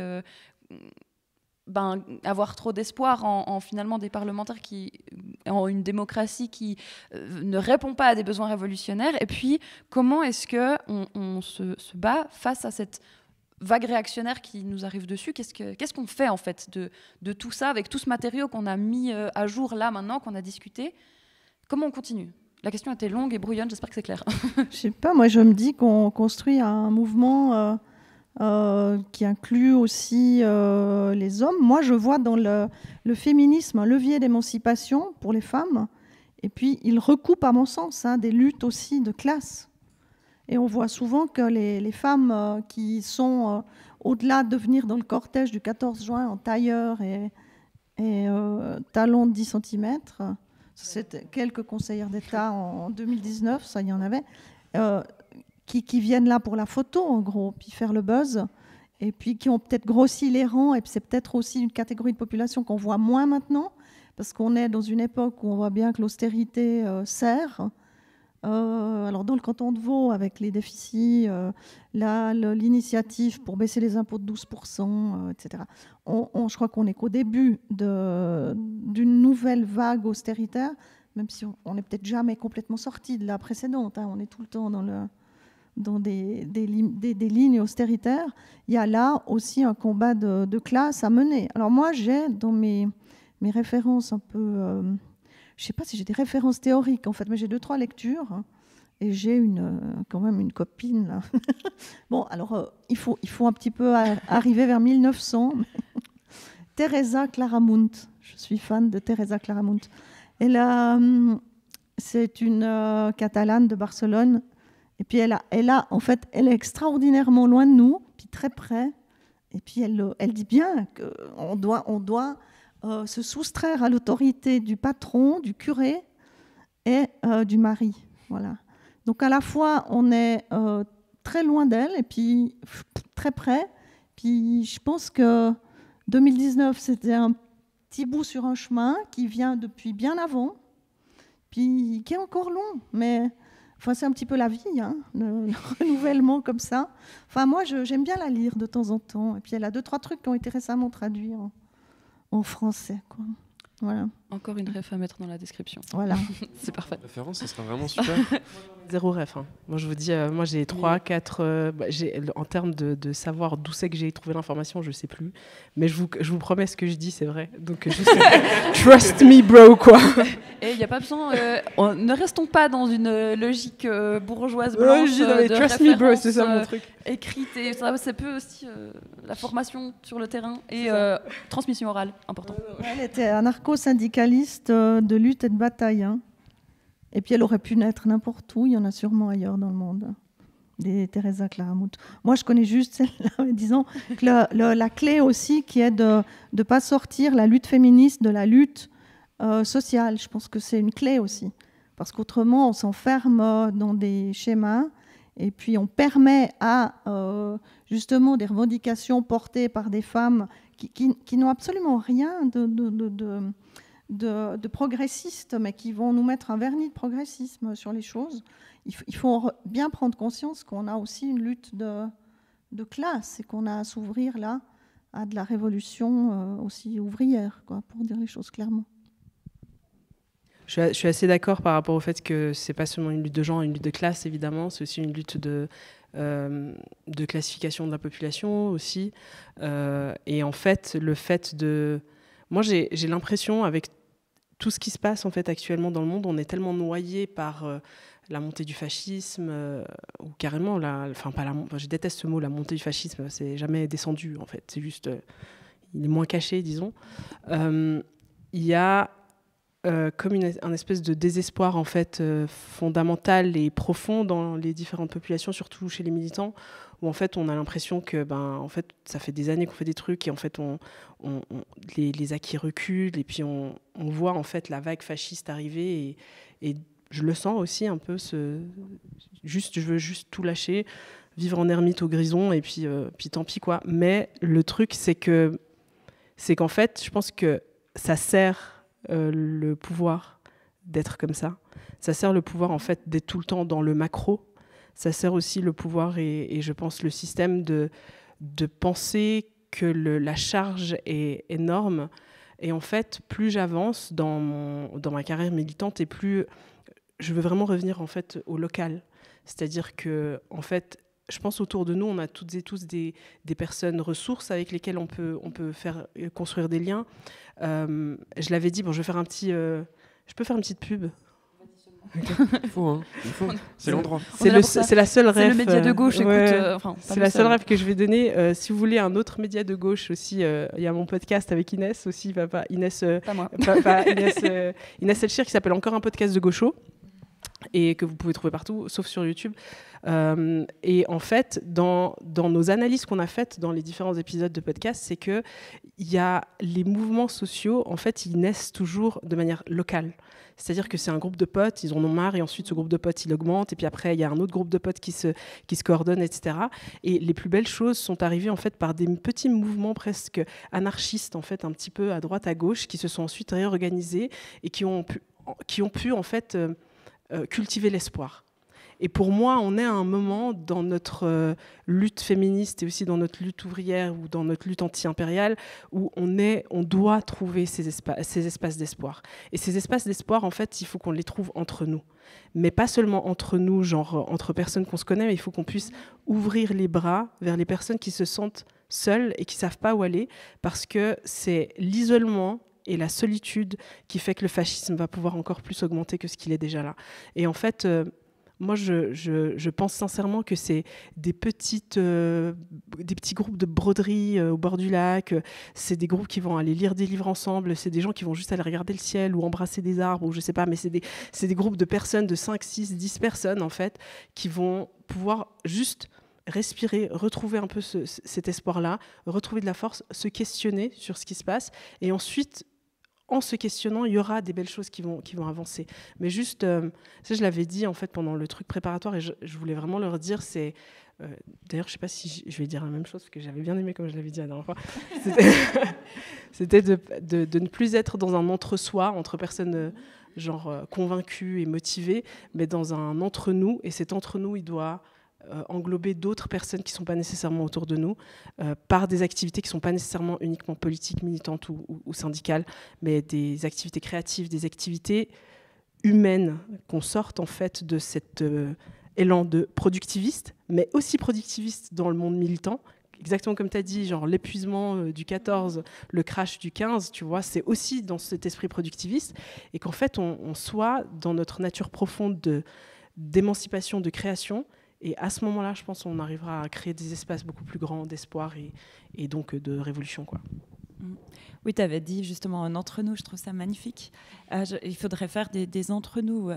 Et je pense que tu as tout à fait raison, c'est des liens d'amitié, c'est des passions communes qui font qu'on se recharge les batteries et qu'on a envie d'aller à une réunion après. Parce que moi, je pense quand même qu'il faut après réussir à avoir des structures qui peuvent être des structures de type collectif, de type parti, de type là où tu te sens à l'aise, hein, c'est égal. Mais parce que si on revient sur où on veut aller, ce que tu disais à Françoise Emmanuel avant sur une grève, la perspective qui est en train de se dessiner, si j'ai bien compris, serait de faire une grève en 27 parce que ça tombe sur un lundi, donc un jour travaillé. Là, on peut faire une vraie grève. Et ça, je pense qu'en Suisse, où c'est très difficile de faire grève, ça serait le moment justement de faire ces petits groupes d'amitié et puis d'aller voir, il y a quand même... La structure par excellence qui aide à faire des grèves, c'est des syndicats. Mais ce n'est pas simple. Et là, ça peut aussi donner... Enfin, si on arrache ces grèves féministes en 27, ça peut rendre service à tout le monde. Je vois, moi, dans mon propre syndicat, en 23, on n'a pas reçu le droit de faire grève parce qu'on est un pays où il faut demander le droit de faire grève, blablabla, blablabla. Ça nous avait rendu assez vénère à l'époque. Mais là, on aurait quelque chose, on aurait 2 ans pour travailler la question, remettre l'ouvrage sur le métier. Et je pense que là, il nous faut des structures. Si le but, c'est d'arriver à faire une grève féministe. Après, c'est peut-être pas le but Enfin, il faut voir quelle est la stratégie, je ne sais pas, mais je pense que ça, c'est bien. Justement, enfin, c'est ce que tu dis sur le fait de s'organiser. Enfin, c'est hyper important parce que déjà, effectivement, on recrée pas cet entre nous tout seul, mais on crée pas non plus un rapport de force tout seul. Donc concrètement, il faut qu'on puisse s'organiser. Enfin, s'organiser avec d'autres personnes pour créer un rapport de force, créer une perspective finalement sur le long terme, qu'est-ce qu'on vise et comment on cherche à l'atteindre. Évidemment, à travers les syndicats, à travers une présence dans la rue par les mouvements sociaux et à travers une organisation qui dépasse les seules structures de la rue et qui permettent de vraiment peut-être changer aussi radicalement parce que pareil, on a fait aussi un céréal sur la démocratie suisse. Je l'ai déjà dit ? Non, je ne l'ai pas encore dit. Je l'ai déjà dit ? Je sais pas. Je crois que j'en ai entendu parler 1 ou 2 fois. Bon, vous pouvez aller regarder. c'est un système qui n'est pas fait pour faire des progrès, en fait, ni pour les femmes, ni pour les classes travailleuses. Et en fait, ça demande un changement de racines qui demande une vision plus globalisante aussi globalisante que possible, on va dire. Voilà. Je ne sais pas si vous vouliez ajouter des choses. Il est gentiment... Bon, il est 19h25. Je ne sais pas si du moment qu'on a un public, on voudrait passer à des questions ou si on va encore discuter un coup. On a encore évidemment des choses à dire, mais je ne sais pas comment vous voyez la chose. S'il y a des prises de parole spontanées. Peut-être déjà commencer par là, ouais. Moi, j'insiste quand même sur l'idée qu'il faut avoir un plan autre que tout focaliser sur une date ou un événement. Et puis se réunir, mener les choses au-delà et pas s'épuiser. Je crois que on est d'accord là-dessus. Que la date a nuit quand même un petit peu à ce qu'il y ait un après. Le 14 juin, alors moi qui suis syndicaliste fonction publique et parapublique vaudoise, pour nous c'est une catastrophe cette date. C'est la fin de l'année scolaire, il y a des examens, on sait qu'on ne pourra pas faire une... Il y a eu des vraies grèves, on a monté, on a fait tout pour être dans les clous. Il faut s'y prendre des mois à l'avance. On a eu le bon papier qui nous autorise à faire la grève. Quand on a épuisé toutes les voies dans le canton de Vaud, dans la fonction publique, on peut se mettre en grève. Après, quand vous mettez en grève et puis que c'est un jour où tout d'un coup le département donne congé, ce qu'ils ont fait, ils ont fait toutes les combines de récupération, de couper l'herbe sous les pieds. Il y a la ville de Lausanne, je ne sais pas si c'était dans tous ces secteurs, mais en tout cas dans un secteur, ils avaient organisé le 14 juin des salariés. Donc c'était rendez-vous à 11h pour un apéritif dans la cour, etc. Il y avait une espèce de mainmise et puis, qui était très agaçante. Mais comme je l'ai dit tout à l'heure, c'est aussi ça nous dit qu'on est en train de faire un truc, mais lourd, et qui a une force extraordinaire puisqu'on vient nous l'enlever. On ne vient pas enlever un truc qui vaut rien. Si c'était, comme j'ai entendu des fois, dire « ouais, il faut laisser les nanas faire leur 14 juin », ben non, ils n'ont pas laissé faire. Donc c'est vraiment on tient le bon bout. Et puis, c'est un immense chemin, quoi. C'est un truc de fou. Hein.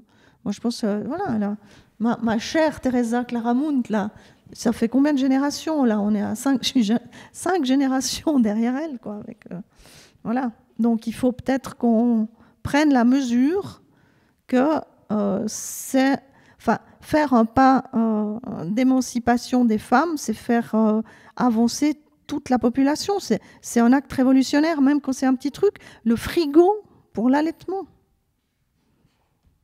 Moi, ça m'a frappé. C'est le truc de ma semaine, ça. C'est pas écologique, c'est pas possible. Voilà, c'est exactement ce qu'on nous a dit. Le canton a un programme durabilité. Ce qui est vrai, il développe aussi le numérique à l'école, vive l'IA, enfin voilà. Mais on a demandé quelque chose d'iconoclaste, là. Et il faut nous opposer la durabilité. Voilà. Donc on persiste, et c'est révolutionnaire, un frigo dans une salle d'allaitement. Voilà. Continuons. Moi, je peux que encourager les plus jeunes que moi à continuer. Moi, je crois que je vais continuer, ça va. Donc, je vous invite à y aller, quoi. Ouais, non, mais je suis désolée, parce qu'en fait, j'étais là et on n'est pas à une contradiction près, parce qu'en fait, en termes de contradiction, j'ai l'impression, en termes justement par rapport à ce que tu disais, les organisations, les entreprises qui organisent le 14 juin, en fait, ils ont fait ça avec le 8 mars déjà. C'est-à-dire que maintenant, le 8 mars, c'est une fleur rouge à l'entreprise, un petit chocolat, et puis 20% sur l'aspirateur, quoi.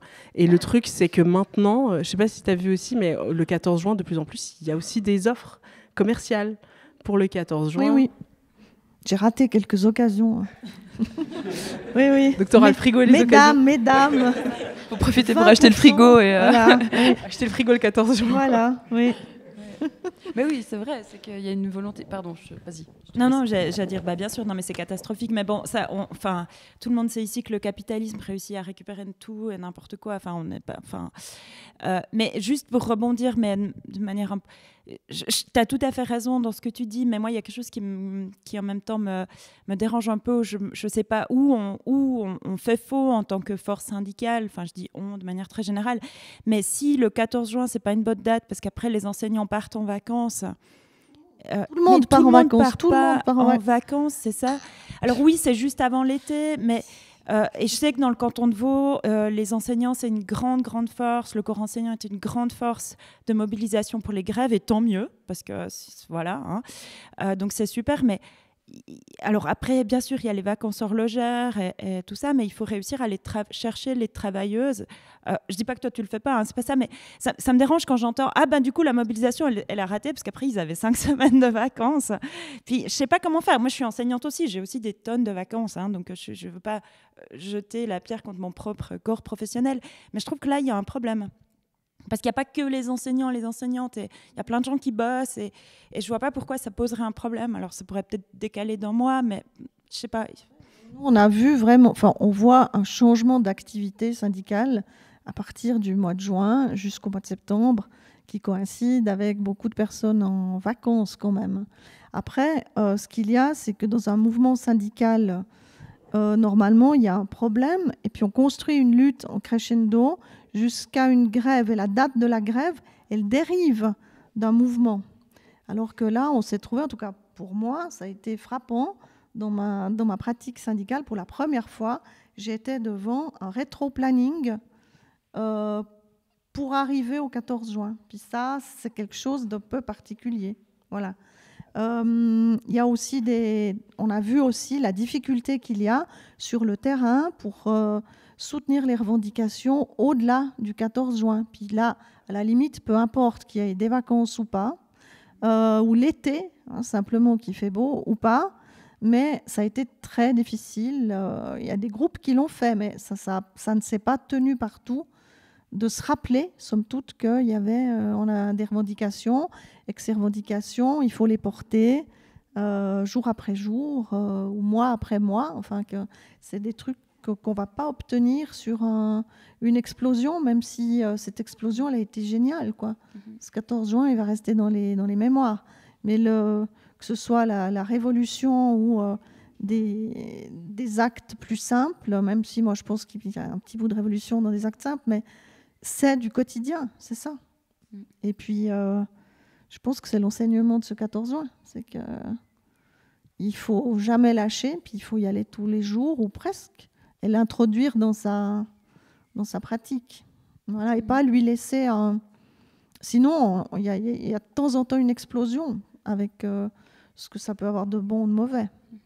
Puis mais on en revient du coup à cette question aussi de politisation, hein, au final, de possibilité ou non, du coup, pas en Suisse de faire une grève politique. Puis aussi à cette question de politisation aussi plus largement. Tu parlais des rabais Sausen qui a le 8 mars et de plus en plus le 14 juin, qui visent aussi à dépolitiser. En fait, on en revient toujours à ça. En fait, il y a quand même un appareil idéologique en Suisse bourgeois qui est extrêmement doué à dépolitiser tout et n'importe quoi, en fait. Ce qui rend aussi d'autant plus difficile de faire durer... Enfin, c'est peut-être d'autant plus difficile à l'été de faire durer des mobilisations, encore plus quand on a un niveau de politisation qui est, en fait, de conscience politique en Suisse qui est parfois est un peu compliqué, quoi. Et maintenant, imagine. 15 juin, ok. 15 juin, c'est fini, mais par contre, les personnes politisées, il y en a beaucoup. Okay. Chaque personne politisée, elle prend une dizaine de ses potes, pas politisés. On va boire un verre au bord du lac, et là, c'est parti. Là, tu parles, mais gentiment, tu vois. 3-4 sorties au bord du lac l'été. En septembre, ces personnes reviennent, elles se seront refait une éducation. Donc ça, au bout d'un moment, c'est aussi notre responsabilité d'être sur le terrain. C'est aussi notre responsabilité de ne pas se dire, en fait, moi, je vais aller chez les jeunes pop parce que je m'entends bien avec eux et puis qu'en fait, on va pouvoir cracher sur le gouvernement à chaque fois qu'on se voit et puis dire que le sionisme, c'est mal. C'est ce qu'on fait. Et c'est génial. Moi, j'adore ça. Des réunions entre nous. Ouais. Juste pour cracher. Et moi, j'adore ça. C'est des trucs qui me font trop vibrer, quoi. Mais au final, il y a aussi, on le sait. Je veux dire, on prêche à des convaincus, tu vois. Totalement, donc, ouais. Moi, maintenant d'ailleurs, je l'ai un peu fait. Peut-être c'est un truc que vous pouvez faire aussi et que d'ailleurs je redonne. Faut redonner à César ce qui appartient à César. J'ai trouvé cette idée sur TikTok, on va dire la vérité. Et en fait, c'était une personne qui disait la segmentation de vos potes, de vos groupes de potes, c'est tout ce que le système adore. Donc je vais avoir mes potes communistes, je vais avoir mes potes pour aller boire un verre au bord du lac, etc. Et puis en fait, avec mon frère, qui est aussi là derrière aujourd'hui, on a organisé ce mois de Ramadan un iftar, donc une rupture du jeûne. Et en fait, on a ramené 2 groupes qui n'avaient rien à voir les uns avec les autres. Il a ramené ses potos communistes de l'occupation de Lausanne, et moi j'ai ramené des collègues de travail pro Elon Musk. C'est beau. C'est beau. Un mélange, mais c'est beau. Et en fait, il y a eu des micro-synergies, des trucs en fait qui se sont passés, où en fait, il y avait une de mes potes qui discutait, puis en fait, elle savait pas du tout ce qui s'était passé dans les occupations. Ils ont partagé les tags qu'ils ont faits, ils ont partagé un peu les espèces de... Ils planifiaient aussi des choses et tout. C'est vrai qu'il faut pas que j'en dise trop. J'allais dire là-dessus. Je faut pas que j'en dise trop. Mais bref, ils ont partagé un petit peu leur idéologie, disons. Et puis, mes potes, absolument pas du tout du domaine, ont pu en fait aussi voir qu'il y avait d'autres choses très belles qui se faisaient. Et puis, le truc, c'est que je pense que je vais en faire beaucoup plus, des trucs comme ça, où je vais ramener des gens qui n'ont rien à voir les uns avec les autres. Et franchement, c'est méga fun. Donc, je sais que tout le monde a des groupes de potes qui se connaissent pas. Donc, faites-les s'interconnaître. Comme ça, vous les laissez, vous leur mettez quelques boissons au milieu, et ça va aller, vraiment. Oui. Moi, peut-être un truc de relance par rapport à ça. Toi, tu parles de quelque chose de plus dans notre entourage, etc. Mais en termes de mouvement un peu collectif aussi, est-ce que cette grève féministe, c'est peut-être aussi un des problèmes qu'il y a eu, c'est potentiellement le manque de continuer à réussir à former les gens qu'on avait mobilisés derrière. D'ailleurs, je parlais avec une amie qui était aussi dans la grève féministe Neuchâtel depuis avant 2019, et celle qui elle a fait partie des gens qui organisaient ça. Elle a dit que pour arriver au 14 juin 2019, il a fallu des mois et des mois et des mois d'éducation populaire. Et que ces mois d'éducation populaire, après 2019, ont été un petit peu mis de côté. Et je pense que c'est là aussi qu'il faut qu'on retravaille. Par contre, de nouveau, ça prend énormément de temps, ça prend de l'énergie.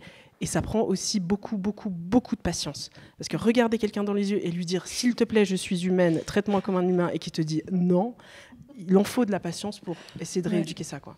Ouais, c'est clair. C'est aussi un peu le constat qu'on a. Alors, c'est pas tout à fait la même chose, parce que c'est quand même déjà des sujets... je veux dire, pour venir regarder ces réels, faut déjà avoir un peu... être un peu sensible à la question, mais c'est un peu ça aussi l'analyse qu'on en tirait, quoi, comme tu dis. Et puis, je trouve ça un bon conseil, de réunir les potes politisés avec les potes moins politisés, et puis essayer de voir ce que ça donne. C'est un bon projet pour l'été. On n'est pas encore en été, mais... pour l'été. Bientôt. Il y a un bon soleil quand même déjà. Oui, à fond. Bon, gentiment, il n'y en a plus. On arrive gentiment au bout, je pense, cette fois. Sauf s'il y a vraiment quelque chose encore d'urgent à dire de ce côté-là. Et sinon, je proposerais qu'on passe aux questions de la salle, s'il y en a. Allez, posez vos questions. Faut pas être gêné. Hein. On n'a pas de chat, on ne peut pas demander au chat. C'est vrai. Des questions? C'est terrible. Ne soyez pas timide. Sinon, ça devient gênant. Bon. Ah oui, évidemment.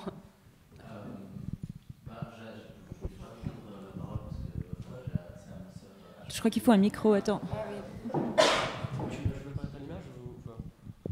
Tu veux passer à l'image? Ça va aller. Je pense qu'on voit assez d'hommes à l'année. Justement, la place des alliés, du coup, au masculin, est-ce que vous voulez apporter un message là-dessus? Qu'est-ce que nous, en tant qu'alliés, on peut faire pour porter cette lutte? Alors, au-delà de l'anticapitalisme, l'anti-impérialisme, etc., mais plus matériellement dans le mouvement de la grève femme, est-ce que vous attendez quelque chose de nous ou pas?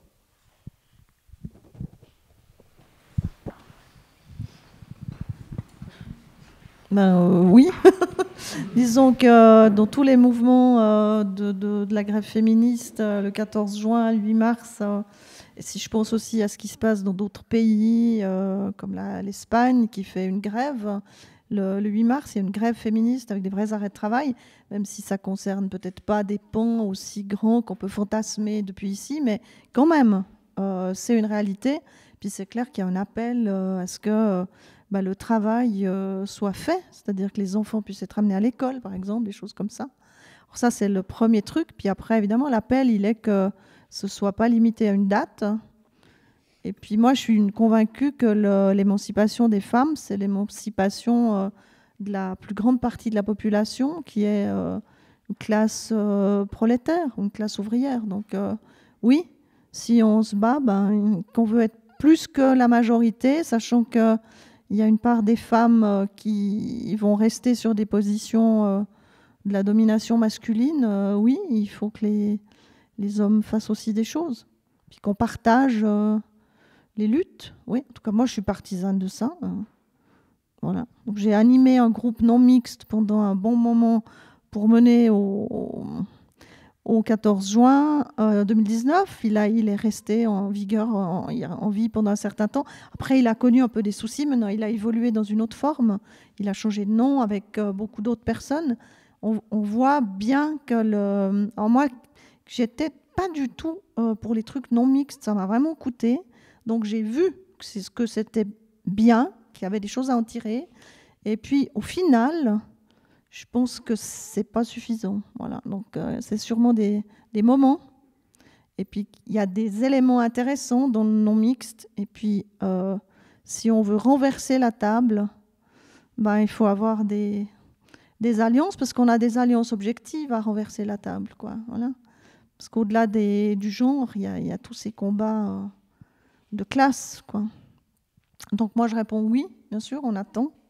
Puis on attend à pouvoir faire des trucs ensemble. Voilà. Moi je trouve que ça reste quand même important d'avoir des espaces non mixtes et des espaces ou bien comme on les appelle en mixité choisie. Je trouve que c'est hyper important. Et après je pense qu'il y a aussi un travail de fond qui doit être fait par les hommes entre eux sur un re-questionnement complet de ce que c'est que la masculinité et le patriarcat. Et en fait, je pense que c'est un travail qui doit aussi être un travail réflexif d'une certaine manière, comme les femmes ont fait ce travail réflexif en mettant justement leurs privilèges versus le lien en fait entre leur genre et leur vie. Je pense que c'est quelque chose qui doit aussi être fait chez les hommes. Et je suis pas sûre, mais je crois qu'il y a quelques groupes en fait, notamment dans le canton à Bienne, je crois, peut-être dans d'autres endroits. À Fribourg aussi, ouais. Il y a des groupes en fait de discussion justement sur ce que c'est que la masculinité. Et moi, je suis assez pour des espaces où en fait les gens se sentent en sécurité. Et puis en fait, malheureusement, je pense que il y a encore beaucoup trop de femmes qui ne se sentent pas suffisamment à l'aise pour être elles-mêmes quand elles sont entourées d'hommes. Et ça, c'est très triste. Donc, je pense que c'est très important de garder ces espaces en mixité choisie, d'ouvrir d'autres espaces aussi, mais aussi qu'il y ait des espaces en mixité choisie pour les hommes, où entre eux, ils peuvent se re-questionner et faire en fait aussi le travail qu'on fait nous. Et un travail de réflexion, de philosophie, de stratégie. Et ensuite, on se retrouve en mixité et on fait effleurir tout ça, quoi. Juste pour rebondir, moi je suis tout à fait d'accord avec toi, il nous faut des espaces non mixtes et des espaces mixtes ou en mixité choisie, je crois qu'on est assez d'accord. Et je pense que les hommes doivent faire leur part du travail en s'informant, en lisant. Déjà, il y a une tonne de trucs à lire, à écouter, de podcasts. Enfin, c'est hyper simple en fait. Il faut juste vouloir. Et je pense aussi que les hommes ont une certaine partie d'hommes, pas tous les hommes, mais une grande partie des hommes ont aussi beaucoup à gagner à sortir du patriarcat. Par contre, je suis un tout petit peu plus méfiante. Je suis tout à fait d'accord, il faut aussi que les hommes puissent se retrouver entre eux pour discuter et tout ça, mais je pense qu'il faut mettre des garde-fous parce que on a vu pas mal de groupes d'hommes, moi je dis il y a quelques dizaines d'années déjà, quand ils se retrouvent entre eux, souvent ça dérape en fait. Donc, je trouverais bien s'il y a des hommes qui ont déjà commencé ce travail de réflexion leur position de privilège, etc., qui puissent aussi accompagner ces groupes d'hommes pour éviter qu'on tombe dans des cercles masculins. Mais là, je ne veux pas faire l'ambiance pessimiste, mais ça arrive assez fréquemment quand même. Fois des groupes d'hommes non mixtes qui portent pas leur nom. C'est juste qu'il y a que des hommes dans des réus. Oui, moi, ça existe beaucoup. Genre des groupes politiques, par exemple. C'est vrai qu'un conseil d'administration. Si on veut jeter un froid, ça fonctionne à chaque fois. Il y a une réunion, il n'y a que des hommes, et vous passez, surtout si vous êtes... Bon, en tant que femme, c'est peut-être plus facile à faire, mais de dire « Ah, vous avez une réunion mixte ?» Et la tête qu'ils font, ça vaut le détour. Et après, ils sont fâchés, même ceux qui sont proches, mais ça, c'est aussi une petite action qui re-questionne des choses qui sont tellement habituelles qu'on ne penserait même pas à se dire « Tiens, ils sont non mixtes », alors que les femmes qui font un groupe non mixte, ça va être déjà décidé qu'il est non mixte, ça va être écrit, ça va être réalisé. Ça devient particulier, alors qu'entre hommes, c'est des fois un petit peu ce qui se passe dans bien des endroits, quoi. Ouais. Moi, je voulais juste aussi rebondir sur ce qu'il y a à faire. Je trouve qu'une chose qui est importante dans la question de l'information et de l'auto-formation, c'est aussi la question de se poser la question de comment, justement, en fait, les rapports... Enfin, je reviens toujours à ça, hein, je suis insupportable, mais comment les rapports de genre jouent un rôle dans les rapports de production et comment, en fait, ça, c'est quelque chose de... C'est un tout, en fait.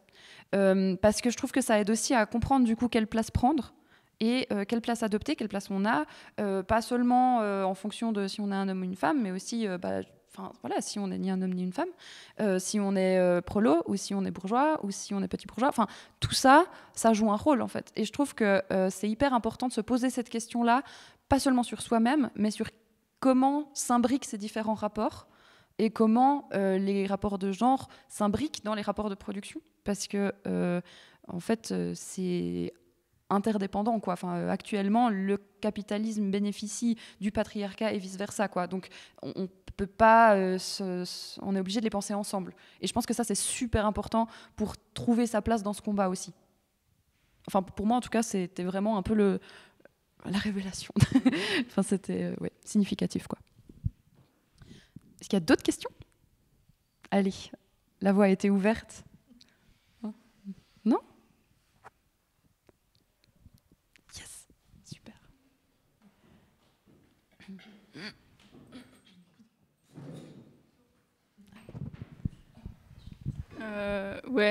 Je vais vous poser la question, enfin plutôt vous demander si vous pouviez parler un peu justement du potentiel vraiment révolutionnaire, féministe, du fait que de la place des femmes dans la production, enfin qui est vraiment une place qui peut être hyper précaire, mais hyper importante pour faire fonctionner le système, notamment dans des travails sociaux et puis de soins, etc. Et puis aussi dans la place dans le travail de reproduction non payé, et puis je sais pas, un peu développer là-dessus. Et puis moi je trouve que c'est toujours assez... ça donne assez espoir parce qu'on voit que en fait on fait fonctionner le monde et qu'on a une place centrale et que si à un moment on décide de ce qu'on veut, on peut faire ce qu'on veut.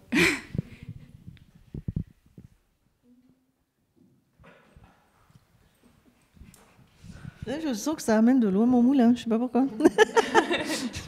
Mais oui, il y a énormément de tâches qui reposent sur les femmes, et très souvent dans la société, ce qui fait tourner une société repose sur des personnes qui sont dévalorisées, et qui, si elles s'arrêtent ou si elles s'arrêtaient, ça aurait un effet bof sur l'ensemble du système.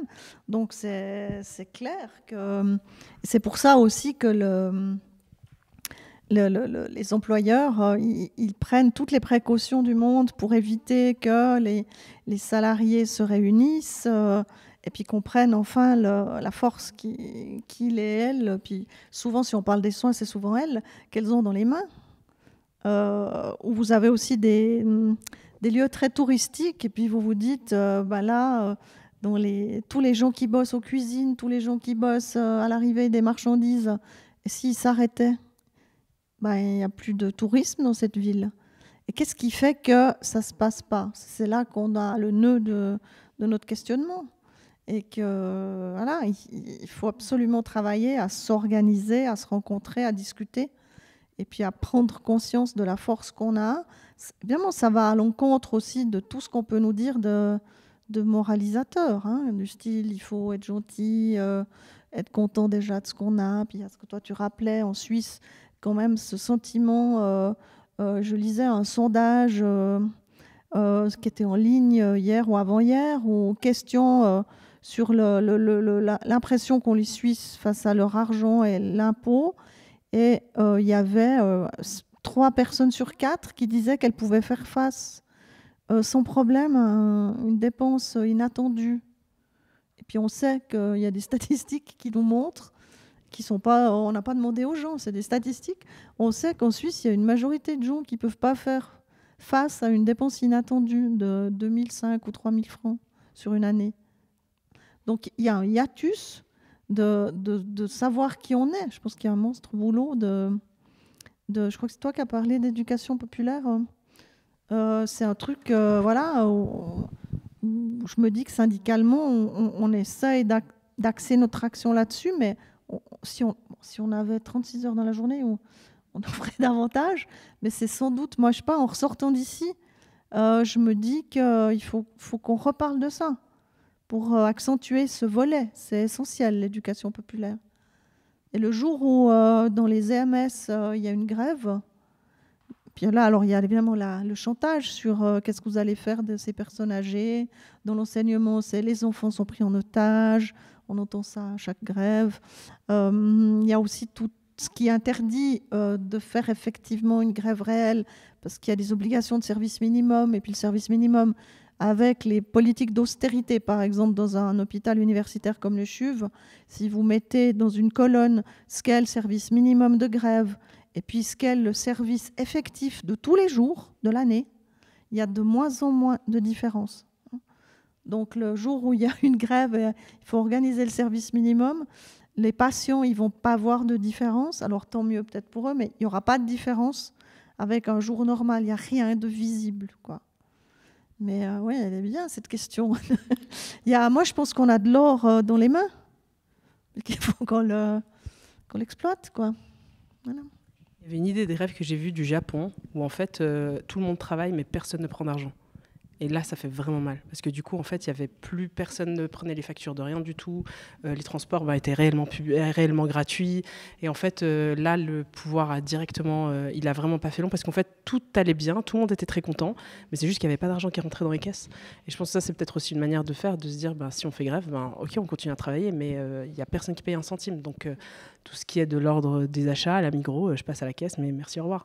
Et puis, je sais pas, je dis ça comme ça, mais je pense qu'il y a peut-être des façons un petit peu plus créatives que de faire grève, qui peuvent aussi faire très mal au système. Et puis, c'est pas pour rien, je pense, que tous les métiers du care, que tous les métiers essentiels sont les métiers les moins payés.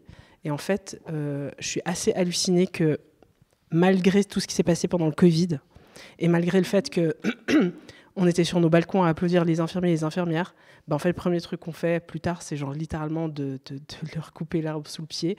Puis qu'en fait, on nous dit qu'on a je ne sais pas combien de millions ou de milliards pour essayer de sauver une institution financière, mais que pour les personnes âgées, pour les enfants, pour les places en parascolaire, il n'y a rien, parce qu'en fait, c'est identitaire. C'est un travail de femme. Et donc, si c'est un travail de femme, c'est censé être un travail qui est, entre grands guillemets, selon les idéologies patriarcales, inné. Donc génétique, donc gratuit. Et donc du coup, c'est aussi quelque chose qui doit être vraiment mis en avant, où est-ce qu'on permet à nos politiciens de mettre le porte-monnaie ? Quand ils sont OK de mettre le porte-monnaie pour des traders et des assureurs ou des pharmacies et qui coupent dans le care ou le social, c'est idéologique. Et cette idéologie-là, en fait, il faut qu'on la change. Et puis on va la changer que par la rue, malheureusement. Enfin, heureusement. Aussi d'idées de manière nouvelle de se mobiliser aussi. Moi, j'avais déjà entendu quelque part se faire, par exemple, arrêter de payer les assurances maladie de manière coordonnée, un grand mouvement potentiellement aussi là-dessus. Peut-être si j'arrive à dire aussi un mot sur la question, parler de question de, en fait, comment est-ce que on arrive à quelque chose un vrai mouvement qui arrive à changer les choses. Et moi, j'ai envie de faire référence aussi à Leopoldina Fortunati qu'on avait déjà invité avant dans ces réels. Et justement, tu parlais aussi avant du modèle de la reproduction de la force de travail, mais que y a les femmes qui sont le sujet révolutionnaire dans ce contexte-là de la reproduction de la force de travail, parce qu'elles sont exploitées par les patrons et en plus de ça par le capital via leur mari, mais que ce sujet-là, de la reproduction de la force de travail ne laisse pas que les femmes à part, et qu'il y a aussi d'autres sujets marginalisés, notamment les trans. Je prêche aussi pour ma paroisse là-dessus, mais et que on avait aussi soulevé le sujet de la grève, en fait, au tout début, du fait que c'était vraiment quelque chose qui faisait peur. Et en fait, cette liaison-là de sujets avec des potentiels révolutionnaires qui sont touchés par la reproduction de la force de travail, que ce soit les femmes, plein de groupes marginalisés, et que ça puisse potentiellement se transformer en mouvement sérieux, potentiellement allant vraiment vers des grèves sérieuses, ça peut être aussi un horizon. C'est qu'à partir du moment où en fait on apprend, enfin on a envie de le voir plus largement, comme tu dis, ça permet de faire le lien aussi avec d'autres enjeux. D'ailleurs, super bon cours demain sur le marxisme trans, par Lola notamment. Et moi je travaille plutôt sur les prisons, et en fait c'est aussi quelque chose qui est en fait un outil de coercition. Pourquoi ? Pour des rapports de classe, pour établir des rapports de classe et des rapports de production genrés en faveur de quoi ? L'ordre capitaliste, en fait, un mode de production donné, quoi. Donc voilà. Bon, après, je sais pas si on veut rouvrir sur ces sujets-là maintenant, mais c'était une très bonne question qui nous a permis d'aborder d'autres sujets. Je fais un peu maîtresse du temps. On arrive gentiment vers 20h. On a encore le temps pour une question, puisque ça se pousse au portillon pour les questions, n'est-ce pas ? Une petite dernière, quand même. Faites pas les timides, s'il vous plaît. Une petite dernière. Non. Bon, je crois qu'on s'arrête là, du coup. Et puis, merci beaucoup, encore une fois, d'avoir fait le trajet jusqu'ici. Merci pour cette discussion. Merci à vous, dans le public, d'avoir été là. J'espère que vous avez bien entendu, en fait, parce que les micros, c'est seulement pour l'enregistrement, donc... J'espère que c'était quand même OK. Et puis merci à la régie, merci aux monteurs, merci tout le monde, quoi. Merci beaucoup. Merci.